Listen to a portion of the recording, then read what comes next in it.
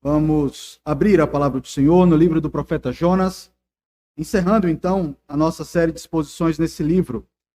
Nós concluiremos hoje a exposição desse livro, será a sexta e última exposição. Jonas, capítulo 4, os versículos 6 ao 11. Jonas 4, 6 a 11.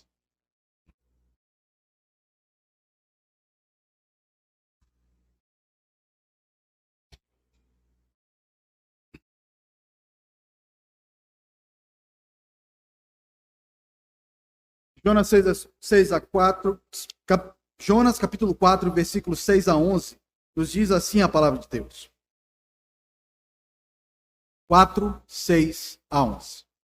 Então fez o Senhor Deus nascer uma planta que subiu por cima de Jonas, para que fizesse sombra sobre a sua cabeça, a fim de o livrar do seu desconforto.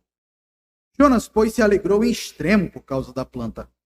Mas Deus, no dia seguinte, ao subir da alva, enviou o verme, o qual feriu a planta, e esta se secou. E nascendo o sol, Deus mandou um vento calmoso oriental. O sol bateu na cabeça de Jonas, de maneira que desfalecia, pelo que pediu para si a morte, dizendo: melhor me é morrer do que viver. Então perguntou Deus a Jonas: é razoável essa tua ira por causa da planta? Ele respondeu: é razoável a minha ira até a morte. Tornou o Senhor: tens compaixão da planta que te não custou trabalho, a qual não fizeste crescer, que numa noite nasceu e numa noite pereceu, e não hei de eu ter compaixão da grande cidade de Nínive, em que há mais de 120 mil pessoas que não sabem discernir entre a mão direita e a mão esquerda, e também muitos animais? Vamos orar, queridos. Senhor nosso Deus, te agradecemos por esse momento do culto, ponto alto do culto em que a tua palavra é lida, explicada e aplicada para as nossas vidas. Rogamos a ti, Senhor, que o Senhor nos dê atenção, que o Senhor nos dê disposição de ouvir aquilo que a tua própria palavra quer nos dizer. Curva os nossos corações aos teus pés.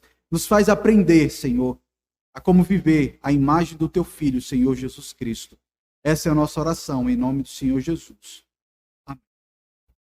Queridos, visto que nós iremos encerrar hoje a exposição do livro de Jonas, é importante que lembremos dos eventos que antecederam, até que chegasse esse momento aqui na história do livro, momento que nós acabamos de ler. Até aqui, nós vimos no livro de Jonas como Deus chamou esse profeta do Reino do Norte para ir então até a cidade de Nínive. Nínive era a capital da Síria, o maior império dos dias de Jonas. E ao ser chamado para pregar lá nessa cidade, Jonas se negou de cumprir essa missão. Ele fugiu. E ele queria fugir do próprio Deus. O motivo para tal atitude foi que, nesse período em que Jonas vivia, os assírios estavam em uma campanha de expansão territorial e já haviam tomado parte do norte do reino de Israel. As campanhas de expansão territorial dos ninivitas eram caracterizadas pela perversidade da máquina de guerra dos ninivitas, visto que todos que eles derrotavam, eles não só derrotavam, mas eles humilhavam essas pessoas. Diante dessa realidade, o motivo da rejeição de Jonas possivelmente foi a perversidade dos ninivitas contra os próprios israelitas, visto que os ninivitas já haviam tomado parte do reino do norte. E é nesse contexto histórico, então, que Deus chama o profeta para ir pregar na capital do reino da Síria, lá em Nínive. Jonas se negou de cumprir essa missão porque ele desconfiava de maneira bem profunda de que se ele fosse lá, anunciando o juízo de Deus, Deus poderia ter misericórdia com eles. Havia uma possibilidade de que eles se arrependessem, e adivinha quem é Deus? Cheio de graça, misericórdia, bondade, e aí tinha um grande perigo, que era Deus aceitar os ninivitas em arrependimento. E Jonas não queria ser instrumento disso. Jonas não queria participar desse processo de perdão de um povo que ele odiava. Ele achava injusto eles se arrependerem depois de tudo que eles haviam aprontado com o próprio povo de Deus. É diante disso, então, que nós vemos no capítulo 1, Deus se apresentando a Jonas, veio a palavra do Senhor a Jonas, e ele então foge. O Senhor manda uma tempestade, porque ele quer fugir por meio de um navio. E Jonas, então, depois de uma conversa dele com os marinheiros, ele entende que tem que ser lançado ao mar para que aquela tempestade fosse debelada. Então, ele é lançado ao mar pelos marinheiros e engolido por um grande peixe. O peixe representa a misericórdia de Deus. Jonas, se tivesse sido jogado no mar e tivesse sido abandonado ali, certamente ele haveria de morrer afogado. Mas então Deus manda o grande peixe como instrumento de graça e misericórdia na vida desse profeta. E então, no capítulo 2, vemos um homem caindo nas profundezas no mar. Mas não só nas profundezas do mar, mas na profundeza do arrependimento daquilo que ele havia acabado de fazer. E então, o capítulo 2 é uma descrição de uma oração ao Senhor, onde ele pede misericórdia a Deus. E então, depois de orar ao Senhor, rogando misericórdia, o grande peixe vomita Jonas na praia, possivelmente no mesmo lugar da onde ele havia saído com aquele navio. No capítulo 3, após ser lançado ali na praia, vemos Jonas começando da estaca zero. Ele foi lá, obedeceu o chamado de Deus, pregou na grande cidade de Nínive, ainda que a contragosto e com a mensagem curta de juízo, basicamente assim: eu vou pregar para dizer que eu não fui. Tá? Ainda há 40 dias Nínive será subvertida. Isso durante um dia inteiro repetindo a mesma mensagem. E mesmo assim, com um profeta indo a contragosto, com uma mensagem incompleta, porque não havia apresentação da misericórdia de Deus, Deus produz um grande avivamento, deixando bem claro que a salvação pertence ao Senhor e nenhum pregador. Os ninivitas se arrependeram, se voltaram a Deus. E no capítulo 3, versículo 10, vemos como Deus agiu com os ninivitas. Viu Deus o que fizeram, como se converteram do seu mau caminho. E Deus se arrependeu do mal que tinha dito que lhes faria e não fez. Porém, em resposta a essa atitude de Deus, no capítulo 4, vemos basicamente duas descrições. Nos versículos 1 a 5, vemos a reação de Jonas diante do arrependimento dos ninivitas, que foi seguido pelo perdão de Deus. Jonas ficou extremamente irado com tudo aquilo. E então, na segunda parte, os versículos 6 a 11, fruto da nossa exposição de hoje, vemos a resposta de Deus à atitude de Jonas. Como que Deus foi tratar o coração desse profeta, que estava irado, porque ele promoveu o maior avivamento da história. Geralmente, os pregadores, os avivalistas, ficam felizes quando há conversão das pessoas que estão escutando ele. No caso de Jonas foi o contrário. Ele ficou muito irado. E então Deus foi diretamente a esse homem para poder tratar no coração dele. No nosso texto de hoje, podemos ver então esse tratar de Deus na vida de Jonas, diante dessa reação de ira dele, em relação ao perdão que o Senhor deu para os ninivitas. O objetivo desse texto, irmãos, é mostrar como o Senhor é sábio e faz com que todas as coisas, até mesmo as pequenas coisas que são descritas aqui nesse texto, servem para forjar o nosso caráter, bem como nos leva a aprender mais sobre quem é Deus, um Deus cheio de graça e misericórdia. Diante disso, nós veremos na exposição de hoje o seguinte tema: a compaixão de Deus e a ira do homem. A compaixão de Deus e a ira do homem. Vejamos então o nosso texto, a partir do versículo 6, o texto começa nos dizendo: então fez o Senhor Deus nascer uma planta que subiu por cima de Jonas, para que fizesse sombra sobre a sua cabeça, a fim de o livrar do seu desconforto. Jonas, pois, se alegrou em extremo por causa da planta.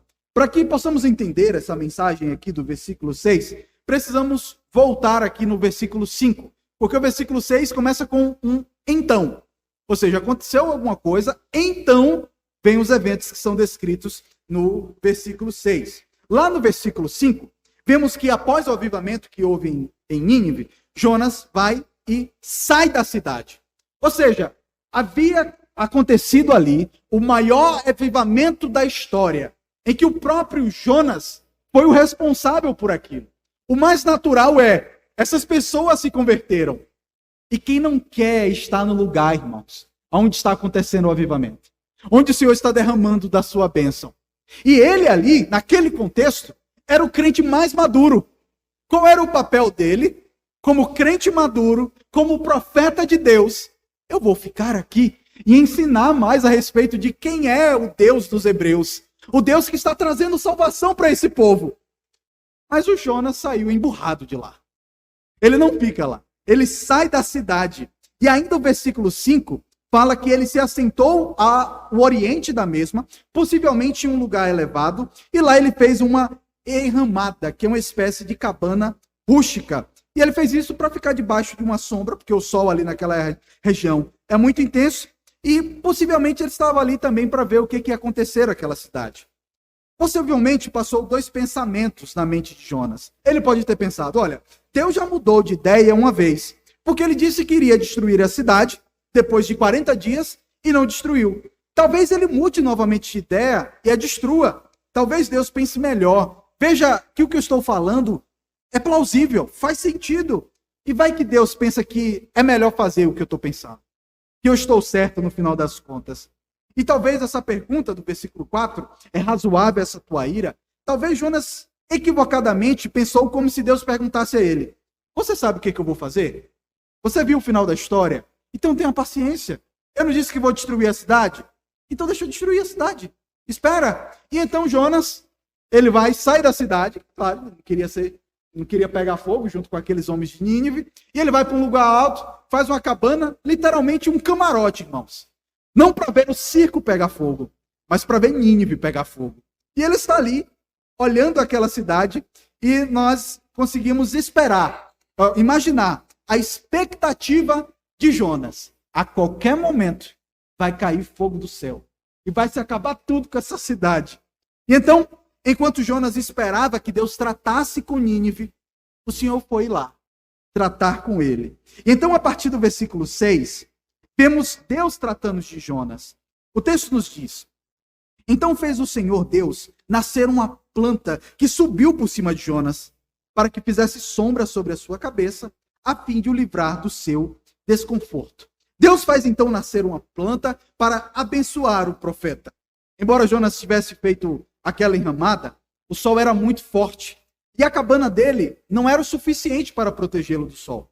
Então o Senhor fez subir por cima de Jonas, por cima possivelmente da cabana onde estava Jonas, uma planta que estava protegendo ele ainda mais. É interessante que aparece, né? Subiu por cima de Jonas, né? É um hebraísmo, tá? Dentro do texto hebraico é normal esse pleonasmo, né? Subir para cima. Então ele diz, subiu por cima de Jonas essa planta que o livrou do desconforto e trouxe um pouco mais de conforto para o profeta que estava ali.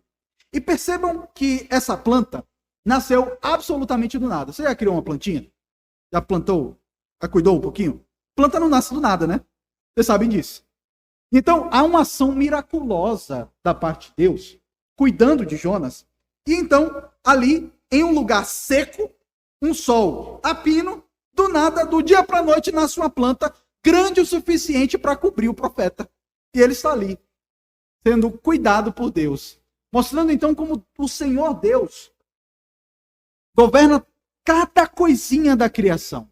O mesmo Deus que diz, haja luz, haja os animais que vivem no mar. Ele diz, nasce uma plantinha para cobrir Jonas. Uma plantinha estava ali. Então vemos a reação de Jonas diante dessa ação graciosa de Deus na segunda parte do versículo 6. Jonas, pois, se alegrou em extremo por causa da planta. O homem ficou muito feliz. Ele disse, olha, tá vendo que Deus é comigo? Ele está me abençoando. Eu vim aqui para ver o circo pegar fogo e Deus fez uma plantinha para mim para ficar mais confortável, irmãos. Não tinha ar-condicionado na época, mas talvez aquela planta trouxesse ainda mais conforto para o profeta. E o texto diz que ele ficou extremamente alegre. O interessante, a ironia aqui do texto, como o texto é escrito, é que no capítulo 4, versículo 1, o texto diz que Jonas ficou extremamente irado. Agora então, no versículo 6, ele ficou extremamente alegre. Vejam que Jonas era um homem de extremos, né? Ou ele estava muito feliz, ou ele estava muito irritado. Parecendo adolescente, sabe? Ou ele ama muito, ou ele odeia muito. Não tem meio termo. E aí Jonas estava ali naquele contexto e ele ficou muito alegre por causa daquela plantinha. E algo que nós podemos destacar aqui, queridos, é que nesse versículo é o único momento em todo o livro do profeta Jonas onde é dito que esse profeta está feliz. Mas não diz só que ele está feliz, ele está extremamente feliz. Percebam, lembram-se do pano de fundo que eu dei antes, contando a história do livro todo? Não foi à toa. Deus mandou ele pregar. Veio a palavra de Deus até Jonas. E Jonas não ficou alegre. A mensagem era para ele ir pregar. Que privilégio pregar o evangelho de Deus. Jonas não ficou feliz. Deus salvou os marinheiros. E o texto em nenhum momento diz que Jonas ficou feliz. Deus mandou um peixe para salvar Jonas. Mas em nenhum momento o texto diz que Jonas ficou feliz. Os ninivitas se arrependeram. E em nenhum momento o texto diz que Jonas ficou feliz. Mas agora com uma planta, não diz que Jonas ficou feliz. Ele ficou muito feliz, extremamente feliz. E nós somos muitas vezes assim como Jonas. Ficamos tão empolgados com pequenos benefícios temporais que Deus nos dá aqui nessa terra, que nós não conseguimos vibrar com as obras maravilhosas de Deus. Nós não conseguimos vibrar com o mover de Deus. A pregação não toca mais o nosso coração. Ouvimos falar que alguém se converteu. A ideia de evangelizar alguém. A ideia que Deus está abençoando o seu povo, abençoando a nossa igreja. Isso não faz diferença nenhuma para mim. Eu estou preocupado com minha plantinha. Eu estou preocupado com o meu carro, com a minha roupa boa, com a minha casa. Quantas plantinhas que nós temos, irmãos, que nos deixam extremamente felizes. Enquanto o mover de Deus, a ação de Deus. Né? Foi bom, né, na igreja? Não há mais ânimo. Não há empolgação com os atos maravilhosos de Deus. Especialmente os atos dele para com a nossa vida. A gente não consegue se alegrar mais com a salvação em Cristo. Mas com a plantinha, sim. A plantinha nos alegra e nos alegra muito. Mas no versículo 7, vemos que a alegria de Jonas durou pouco. O texto nos diz, mas Deus, no dia seguinte, ao subir da alva, enviou um verme, o qual feriu a planta e esta secou. Logo ao nascer do sol, Deus então enviou um verme que estragou a planta, né? Feriu a planta e ela começou a secar. Isso foi no subir da alva, irmão. Ou seja, quando o sol está começando a chegar. Jonas se vê ali com o sol para pegar ele. E se dizem que a alegria de pobre dura pouco, né? A alegria de crente que está em pecado dura pouco também. Tenha certeza disso. Se você vê alguém em pecado e Deus não trata, tenha certeza que Deus não tem compromisso com essa pessoa. Mas se a pessoa está feliz fazendo a coisa errada e Deus não faz nada, não é filho. Mas se Deus trata, é um filho. A alegria de servo de Deus, uma alegria pecaminosa, Deus cuida de tratar essa alegria. Cuida de tirar. E então, além disso, nós vemos, mais uma vez, como Deus governa todas as coisas. Primeiro, no versículo 6, vemos que a planta nasceu do nada pelo poder de Deus. E do nada surge também um verme. O Senhor Deus é o Deus dos exércitos. Ele manda nos exércitos de sapos, de moscas, e também no vermezinho que come a planta de Jonas. A planta de Jonas sendo comida nos faz lembrar que as nossas plantinhas que nos trazem alegria também serão destruídas. A ferrugem destrói o carro que a gente tanto gosta. O cupim come as madeiras da nossa casa, daquilo que a gente ama tanto. O tempo vai destruindo todas as plantinhas que nós dizemos que é tão bom, tão importante para nós. E o próprio Deus manda isso, para que nosso coração esteja nele. Ele vai, envia o verme. Um dia nasce uma planta, do nada. No outro dia, um verme, num lugar seco. Está ali. Isso nos mostra, irmãos, que até mesmo as pequenas coisas que acontecem na nossa vida acontecem porque Deus está tratando os seus filhos. A princípio, Jonas não gostou desses eventos, mas certamente todas as coisas estavam cooperando para o bem dele. para que a glória de Deus fosse exposta na vida dele. Hoje, pela manhã, quando encerramos a nossa escola bíblica dominical, eu estava ali à frente conversando com o presbítero Giovanni, e nós comentamos sobre a exposição do pastor Marcelo hoje de manhã, quando ele disse que deu um cupim e que destruiu todo o telhado da escola. Meus irmãos, possivelmente se não viesse aquele cupim, eles nunca iam reconstruir a escola. Como o Senhor manda até nos cupins, nos vermes, tudo isso para o bem do seu povo. Tudo isso para que a glória dele seja apresentada de maneira ainda mais grandiosa para nós. Deus cuidando de absolutamente tudo. E Deus está cuidando de Jonas. Está tratando o coração do seu filho que está em pecado. No versículo 8, vemos que a ação do verme sobre a planta era só o início do problema de Jonas. O problema dele estava só começando. O texto fala no versículo 8. Em nascendo o sol, Deus mandou um vento calmoso oriental. O sol bateu na cabeça de Jonas de maneira que desfalecia. Então, ao amanhecer, surgiu aquele verme que destruiu a planta e o sol nasceu. Em nascendo o sol, veio um vento calmoso oriental. Os comentaristas falam um pouco sobre esse tipo de vento ali na região onde era Nínive, que é um vento chamado de siroco. É um nome estranho, né? Mas é o nome que eles dão a esse tipo de vento. É um vento bem suave, bem quente. Sabe, verão daqui da gente? Aquele ventilador ligado, aquele vento quente. Então, estava aquele calor. Mas o pior desse vento é que ele carrega partículas de areia. Então imagine a temperatura muito alta, muito calor. Vem um vento quente, mais quente ainda sobre você, e com areia. Imagina a cara do Jonas, cheio de areia no rosto, naquele calor, e então ele estava sofrendo. Imagine então, irmãos, de manhã cedo, Jonas não tem mais a planta que o aliviou do calor. Vem esse vento quente que bate forte esse vento que vem ali sobre ele, e então diz o texto que o sol bateu forte na cabeça dele, e a consequência é que ele desfalecia. Você já tomou muito sol na cabeça que parece que você vai endoidecer? Ele está ali, já não está aguentando mais aquele sol na cabeça dele. Então Jonas, mais uma vez aqui no livro, pede a morte, como tinha pedido lá no capítulo 4, versículo 3. Lembram-se? Jonas, muito irado, muito feliz.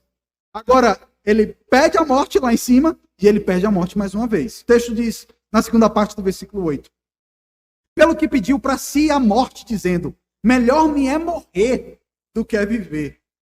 Ele não sabia ser contrariado. Quando as coisas na vida acontecem do jeito que ele queria, estava tudo bem. Mas se não for do jeito que ele quer, ele diz, ó Deus, se não for assim, eu prefiro morrer. Se for, Deus, para eu morrer solteiro, né? O jovem diz isso, eu prefiro morrer. Não aguento não, Deus. E tem gente assim, irmãos, que não consegue ser contrariado pela providência de Deus. A providência do Senhor é a melhor para nós. O Senhor vai governar da melhor forma possível, ainda que seja nos contrariando. Então Deus vai até Jonas e questiona o seu servo no versículo 9.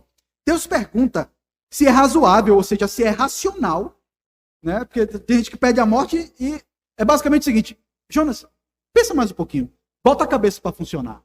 É razoável, é racional aquela ira toda por causa de uma planta? Veja. Então perguntou Deus a Jonas, é razoável essa tua ira por causa da planta? Essa então a segunda vez que Deus também pergunta a Jonas se é razoável a ira dele. Tanto no capítulo 4, versículo 4, como também no capítulo 4, versículo 9, Deus faz a mesma pergunta para ele. É razoável isso aí? Faz sentido essa forma como você está agindo? Jonas estava parecendo as pessoas que vivem em nossos dias, onde uma árvore ou um animal vale muito mais do que uma pessoa. Jonas talvez foi o primeiro ecologista, né? Ficou irado com Deus porque a plantinha havia morrido. Não sei se vocês já viram aquele vídeo da criancinha, a minha formiguinha. É basicamente isso, irmãos. Ficamos comovidos com coisas pueris, com coisas tolas. E então, diante disso, irmãos, vemos que a nossa mente, a mente atual, ela é muito permeada por aquilo que é parte da nossa história como um todo. Hoje, as pessoas defendem as tartarugas marinhas Mas, ao mesmo tempo, elas lutam pela legalização do aborto. Né? Não mate a tartaruga marinha, cuide dela. Os ovinhos da tartaruga marinha, cuida dela. Mas a criança dentro da barriga, mata logo, senão vai atrapalhar a sua vida, meu irmão. Como somos incoerentes? Como não conseguimos ver aquilo que Deus faz de maneira gloriosa? E nos apegamos às pequenas coisas aqui do mundo. Não estou dizendo que a gente não deve cuidar das tartaruguinhas. Eu acho bem bonitinho, inclusive. Mas isso nunca pode estar acima das bênçãos de Deus e daquilo que é a imagem e semelhança de Deus, que é o próprio homem. Jonas se alegra com a planta e fica irado porque Deus salvou gente. É basicamente isso que está sendo descrito aqui. Um homem que fica feliz por causa de uma plantinha. Mas pessoas se convertendo, mas vai tudo para o inferno. Incoerência. Tantas vezes a mesma incoerência que está na nossa vida. E ele responde a Deus que sua raiva é razoável, sim. Veja como ele é presunçoso, a segunda parte do versículo 9. Ele respondeu, é razoável a minha ira até a morte. Ou seja, aqui é como se Jonas dissesse, o Senhor tirou tudo que eu tinha. O Senhor me tirou de Israel, de perto dos meus familiares. Tirou o prestígio que eu tinha lá como profeta, porque Jonas já havia profetizado antes e aconteceu. Agora ele profetiza novamente que vai destruir a cidade e nada acontece. Perdeu a moral. Né? O profeta que é tido como profeta mentiroso. O Senhor perdoou esse povo que ainda não merece isso, Senhor. E só me sobrou, só foi essa plantinha. E o Senhor tira a plantinha de mim. Por que só a plantinha? Só deixa a plantinha. O Senhor vai tirando tudo, queridos. Tudo de nós. Até que apenas Ele e o que Ele faz seja o maior tesouro da nossa vida. O maior tesouro, o nosso grande objetivo, seja ver a glória do Senhor. O nosso coração se alegre com o que alegra Ele. O nosso coração encontre deleite, não nos benefícios temporais que temos aqui. Em última instância, o que nos alegra é o que Deus faz, são as bênçãos do Senhor. Então, nos versículos 10 e 11, Deus faz outra pergunta ao profeta. Até esse momento, Jonas já havia aprendido muitas lições. Por exemplo, no capítulo 1, ele aprendeu o governo de Deus sobre a criação. Vejam, um vento do nada, uma tempestade. Ele aprendeu também que não se pode fugir de Deus, porque Deus geralmente não respeita o livre-arbítrio dos seus filhos, mas ele vai para tratar os seus filhos em pecado. No capítulo 2, ele aprendeu a respeito do perdão de Deus para com todos os crentes que o buscam de coração quebrantado. No capítulo 3, ele aprende sobre o poder de Deus para converter pecadores. Mas faltava Jonas aprender a maior de todas as lições da sua vida. A compaixão que Deus tem para com pecadores perdidos. Saber que Deus governa todas as coisas, até um ímpio sabe. Saber que ele pode governar o vento, um ímpio sabe. Mas saber da compaixão que ele tem. O grande amor que ele tem para perdoar pecadores. Essa era a lição principal. Que esse homem que não era qualquer homem, era um profeta de Deus, ainda não havia aprendido.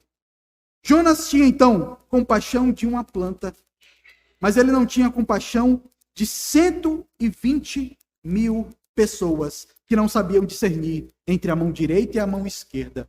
A maior parte dos comentaristas afirmam que isso é uma referência a crianças. Jonas queria que caísse fogo do céu em uma cidade que tinha 120 mil crianças. E dane-se as criancinhas. Com isso, nos versículos 10 a 11, Deus mostra 4 coisas para Jonas. Eu quero que vocês vejam comigo, a partir do versículo 10. Primeiro, a primeira coisa que Deus mostra para Jonas é que Jonas se apegou a uma planta que não custou nenhum trabalho para ele. Versículo 10 diz, tornou o Senhor, tens compaixão da planta que não te custou trabalho, a qual não fizeste crescer? E nós sabemos, irmãos, que nós nos apegamos àquilo que de alguma forma custou algum trabalho para a gente. Aquilo que é suado, a gente cria um apego, porque aquilo custou o nosso trabalho. Até as pessoas que têm as suas plantas, criam um apego às plantinhas, porque foram elas que plantaram, foram elas que foram regando. Conversa com a plantinha de manhã para ela não ficar triste, não é isso? Você tem um trabalho com aquela plantinha. Mas a planta de Jonas, ele não teve trabalho nenhum. Aquele negócio cresceu ali do nada. Ele nem jogou a semente. Ele não jogou nem uma gota d'água. E ele estava tão apegado àquela plantinha. E assim então somos nós também. Às vezes nós nos apegamos a uma coisa que nem teve esforço da nossa parte. A gente bota o coração da gente em coisa que não valeu nada pra gente. A gente fica se esforçando com aquilo, né? E Deus está perguntando, Jonas, é isso mesmo? Você tá triste porque é uma planta que você nem plantou. Morreu? É isso? Além disso, em segundo lugar, Deus mostra a Jonas que ele se apegou a algo transitório. Versículo 10, ainda na segunda parte, nos é dito que numa noite nasceu e numa noite pereceu.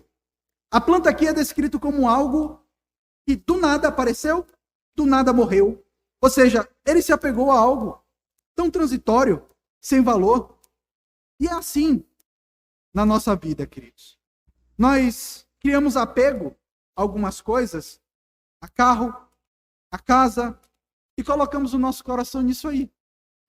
Algo que um dia está aqui e no outro dia a gente não dá mais valor nenhum. Talvez, não sei quantos homens, aqui vou falar diretamente aos homens. Você já passou por aquela experiência onde você compra o seu primeiro carro? Cara, é mágico. O dia que eu comprei meu primeiro carro, eu saí brilhando, assim, meu Classic, cara. Era demais aquele carro. Depois eu comprei, juntei dinheiro, me esforcei e comprei aquele carro. Eu nem sei como é que ele está hoje. Um ano. Ele não me empolgava mais como naquele primeiro dia. E assim são as coisas, elas vão perdendo valor. Vão perdendo o brilho. Porque elas não foram feitas para trazer o brilho que nós tanto precisamos. A única coisa que traz êxtase ao nosso coração de maneira perene é Cristo. Não é a plantinha. Não é o carro, não é a casa. É Cristo. E aí Deus diz para ele, você está se apegando a isso? Isso que vai ser comido por traça? Isso que vai ser comido por ferrugem? Diz o Senhor Jesus Cristo. Não bote coração nisso. Mas em terceiro lugar, Deus ainda ensinou para Jonas que ele estava se importando com as coisas mais do que com as pessoas. Então, a primeira lição, que ele estava se importando com algo que não custou nada para ele. Segundo, ele estava se importando com algo que era transitório. Terceiro, que ele estava se importando muito mais com as coisas do que com as pessoas. Versículo 11. E não hei de eu ter compaixão da grande cidade de Nínive, em que há mais de 120 mil pessoas que não sabem discernir entre a mão direita e a mão esquerda, e também muitos animais. Ele estava, irmãos, mais preocupado com uma planta morta do que com a possibilidade de 120 mil crianças mortas.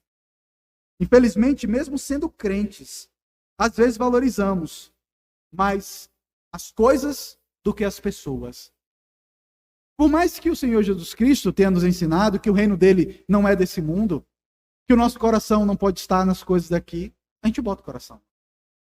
Mas, em quarto e último lugar, a maior de todas as lições que Deus ensina para Jonas é da sua misericórdia para com pecadores perdidos.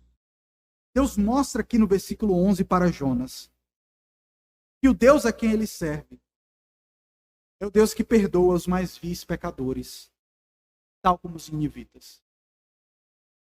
Deus é aquele que perdoa os nossos inimigos, aqueles que nos fizeram mal. E é interessante perceber que esse livro termina de uma forma bem curiosa. Você já viu algum livro que termina com uma pergunta? Quando você termina com a pergunta, você não está terminando. Uma pergunta requer uma resposta. E o livro de Jonas termina com uma pergunta. Eu não vou ter misericórdia, Jonas? Qual é a resposta de Jonas? Não sabemos. Não há essa resposta. O livro de Jonas acaba como que em aberto.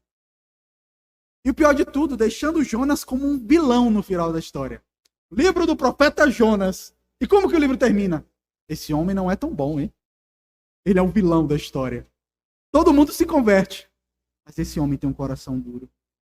Se esse livro tivesse terminado no capítulo 3, imagine, então Jonas seria um grande herói. O maior avivalista da história. Mas não. Esse homem viu o avivamento. Isso não mudou nada na vida dele.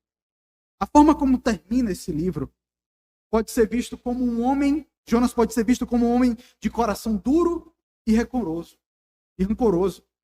A forma como é apresentada a conclusão desse livro nos leva a questionar: será mesmo que foi Jonas que escreveu esse livro? Você escreveria um livro falando mal de você mesmo? Vamos ser francos. Nós não temos como responder isso de maneira categórica, mas alguns pontos podem ser destacados. Pela descrição de fatos tão íntimos, tal como o sentimento do profeta lá no capítulo 2, quando ele estava no ventre do grande peixe, nos leva a crer que possivelmente Jonas é o autor desse livro, sim. E mesmo assim ele registra o seu pecado no final do livro. Ainda que ele não tenha escrito o livro de maneira direta, tal como Paulo em alguns momentos não escreveu algumas epístolas, mas usou um amanuense, Jonas pode ter utilizado também um amanuense que ele foi falando, daquilo que estava no seu coração. É tão íntimo a forma como ele fala. Mas o fato é que ele permitiu que esse livro acabasse com uma narrativa mostrando que ele não é um herói. Ou, na pior das hipóteses, ele contou para alguém sobre o seu pecado. Eu fiz isso. Eu fui lá, preguei, o povo se arrependeu e eu fiquei com raiva de Deus. Porque eu queria que aquele povo todo fosse para o inferno. Por que será que ele faz isso, irmãos? Provavelmente Jonas fez isso porque ele entendeu a grande besteira que ele tinha feito. Ele se arrependeu. Ele possivelmente voltou para Israel. E não pense que o sentimento de ódio em relação aos ninivitas era só para Jonas. Todo Israel odiava os ninivitas. E Jonas então escreve um livro dizendo: os ninivitas se converteram. Será que nós não devemos perdoá-los? Eles foram perdoados por Deus. Será que nós não podemos perdoá-los? Imagine, irmãos, diante da conversão dos ninivitas, eles indo até Jerusalém. E pelo sotaque, imagine, a gente está no mesmo país e a gente conhece o sotaque uns dos outros.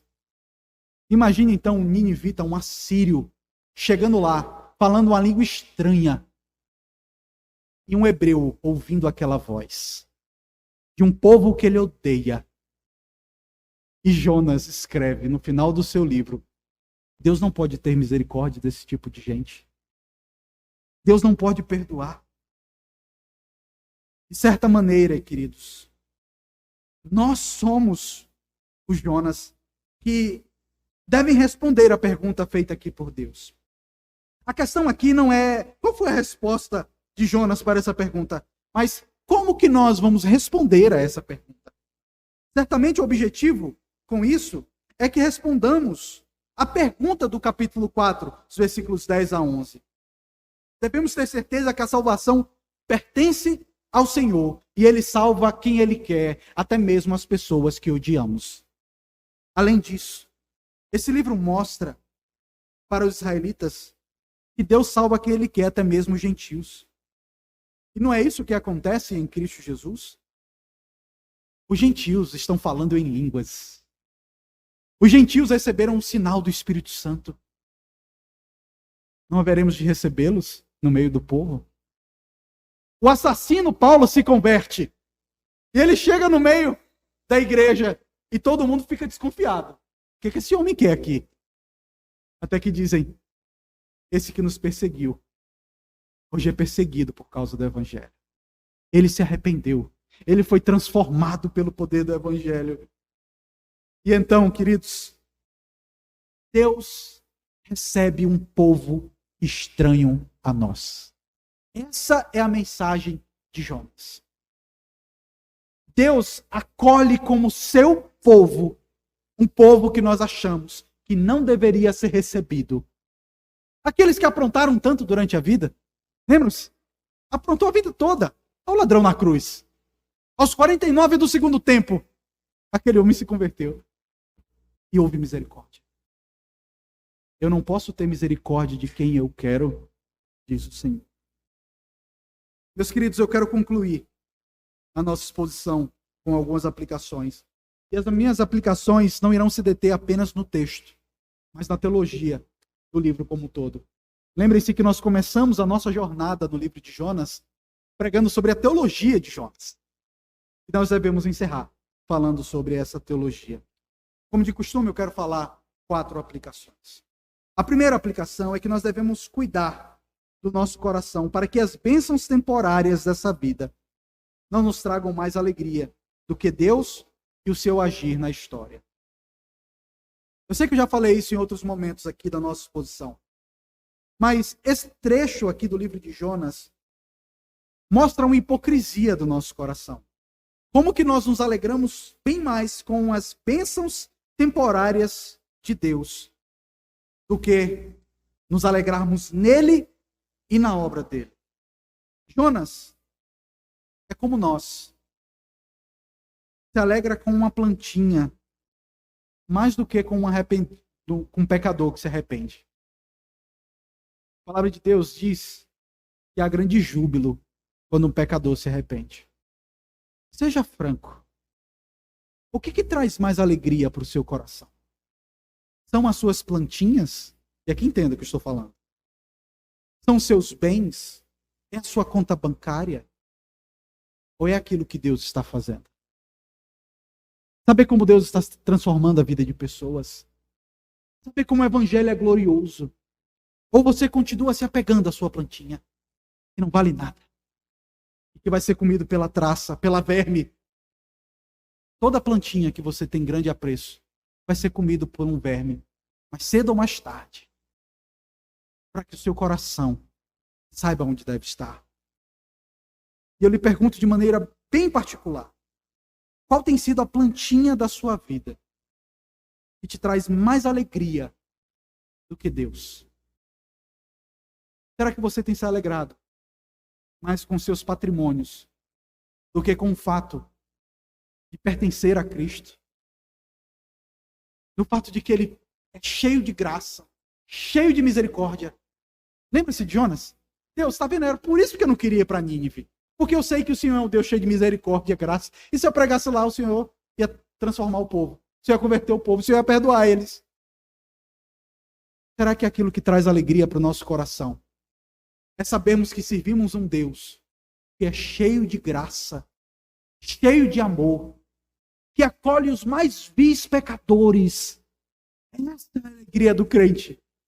Porque servimos a um Deus todo-poderoso. Servimos a um Deus que é grandioso. Mas não para aí. Esse Deus grandioso, Ele é cheio de graça para com pecadores. Ele ama o pecador que se arrepende. Ele transforma a vida dos pecadores. E é isso o motivo da minha alegria. A minha alegria é porque o Senhor Deus, santo, santo, santo, é misericordioso na pessoa bendita do seu Filho, o Senhor Jesus. É isso que me alegra. Porque eu sei que no dia em que eu me deparar com Ele, Ele não verá os meus pecados, mas verá o sangue do Cordeiro que foi derramado sobre mim. Ele vai ter misericórdia. Assim como Ele teve sobre a vida dos ninivitas, Ele vai me receber como um filho na glória eterna. Essa é a alegria do crente. Não são as plantinhas. Agradecemos pelas plantinhas que Deus nos deu. Mas essa não é a nossa alegria.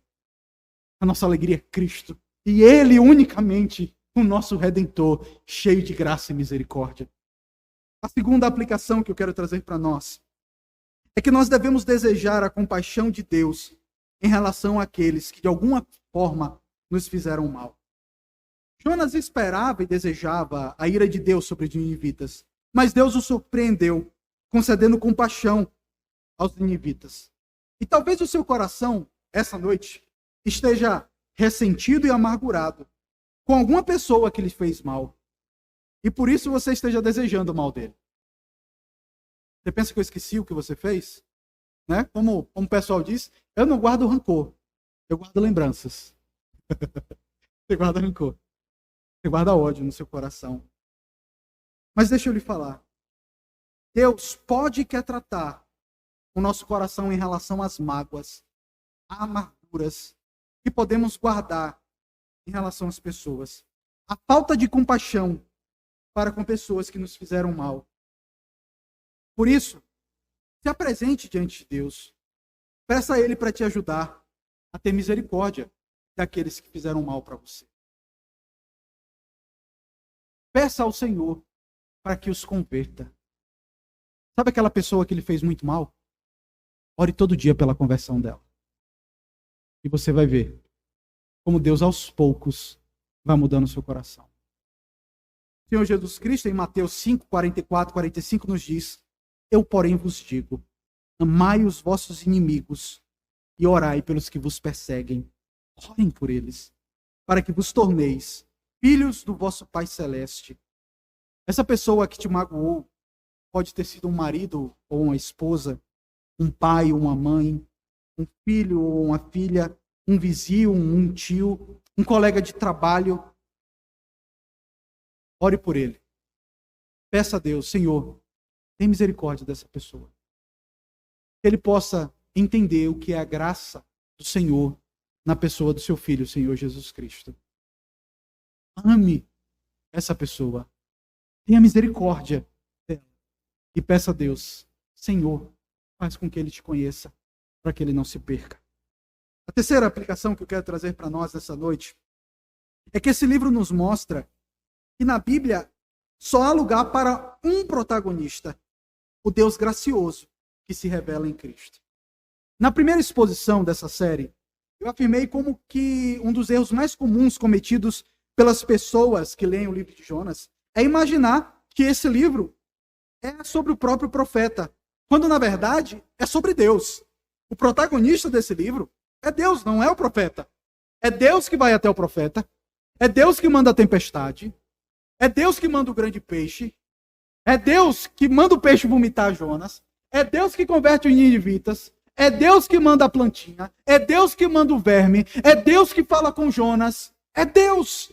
Esse livro é sobre Deus. Esse fato é tão real, irmãos, que esse livro termina aparentemente em aberto, deixando Jonas mal na fita. E a Bíblia não deixa de mostrar o pecado de Davi, não deixa de mostrar o pecado de Abraão, o pai da fé, o incrédulo, achando que Deus não vai lhe dar um filho. Davi, o homem segundo o coração de Deus, um adúltero e homicida. Jacó, um mentiroso que engana o irmão o tempo todo. Pedro, um impulsivo e que mente para Cristo, dizendo: eu não vou te deixar, e é um traidor. E mesmo depois que é perdoado por Cristo, ele ainda é dissimulado. Porque Paulo tem que repreender ele publicamente.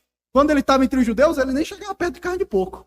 Mas quando estava entre os gentios, Pedrão comia uma boa bisteca. Todos os servos de Deus saem mal na fita. E certamente, se alguém pudesse tomar ciência de toda a sua biografia após você morrer, não a biografia que você escreveu, mas aquela biografia não autorizada, onde tem os seus pecados, onde tem as suas manchas, você verá que não foi uma pessoa tão boa. No dia do enterro, todo mundo é tão bom. Mas quanto que aquela pessoa aprontou? Todo mundo é santo. Mas de maneira semelhante a Jonas e aos homens fiéis da Bíblia, a nossa história vai acabar assim, sem sermos heróis. Você não é herói. Você tem pecados terríveis e você sabe disso. Deus sabe o que está no seu coração. Mas o principal é sermos vistos como pecadores perdoados em meio a uma ação de um Deus gracioso. Jonas foi perdoado por Deus quando não foi pregar em Nínive. E certamente Jonas foi perdoado por Deus quando se irou com a conversão dos ninivitas. Meus queridos, a nossa história é redimida à medida que nós nos unimos com Cristo. Mas a glória irá para a graça do Senhor Deus na pessoa de Cristo. Assim como em Cristo, os homens da Bíblia tenham seus pecados perdoados, nós também podemos ter esse perdão de Cristo. Certamente, queridos, no dia em que morreu, Jonas pôde ver a glória daquele que era maior do que ele. Jonas viu não aquele que converteu uma cidade inteira. Jonas pôde olhar para ele e dizer: eu converti uma cidade inteira. Mas ele pôde ver o Redentor que salvou o mundo inteiro. O que Jonas fez foi muito pequeno. Foi uma cidade. E Cristo até hoje tem salvado pessoas de todo o mundo. Está diante de Jonas aquele que é maior do que ele. E ele pôde contemplar a glória do Redentor. E ele pôde ver: os meus pecados são perdoados pelo meu Senhor. As suas mãos marcadas, os seus pés machucados, por causa do meu pecado. E Jonas foi perdoado. E podemos aguardar, irmãos, que a nossa história será totalmente redimida na segunda vinda de Cristo. No dia em que Cristo voltar, não nos verão mais por causa dos nossos pecados. Não irão nos apontar mais dizendo: essa é a pessoa que cometeu tal pecado. No céu não iremos olhar para Davi e dizer: o adúltero, o assassino. Não, mas iremos apontar: eis o servo de Deus. E assim é conosco. Pela bondade de Deus em Cristo, não seremos apontados por causa dos nossos pecados. Seremos vistos como remidos em Cristo. E Jonas foi perdoado. Nesse dia, irmãos, os nossos pecados não farão o nosso coração sofrer, porque seremos completamente libertos do peso, do juízo de Deus que poderia estar sobre nós.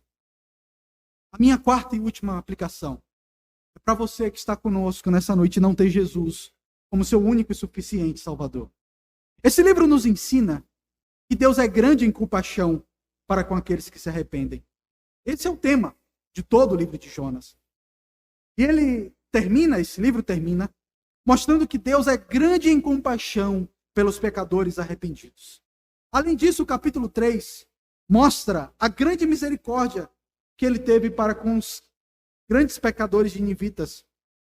Muitos pensam em um Deus iracundo, que quer destruir os homens pecadores. Mas o nosso Deus é cheio de amor, cheio de graça, e perdoa os pecadores. Ele tem prazer em perdoar. Ele teve prazer em perdoar os marinheiros. Ele teve prazer de perdoar os ninivitas. Ele teve prazer de perdoar a Jonas. E ele tem prazer em perdoar você nessa noite. Ele tem essa compaixão porque ele não poupou o seu próprio filho, o Senhor Jesus, para que pudéssemos ter essa salvação eterna. Esse mesmo Deus misericordioso, na pessoa de Cristo, lhe convida nessa noite a se arrepender e a se unir a Jesus. Você que não conhece a Jesus como seu Salvador, nessa noite, encontre o Deus cheio de misericórdia na pessoa bendita de Cristo Jesus. O Deus que perdoou Jonas, perdoa você nessa noite. O Deus que perdoa as pessoas que têm corações fúteis, que amam plantinhas, e Ele está disposto a transformar a sua vida.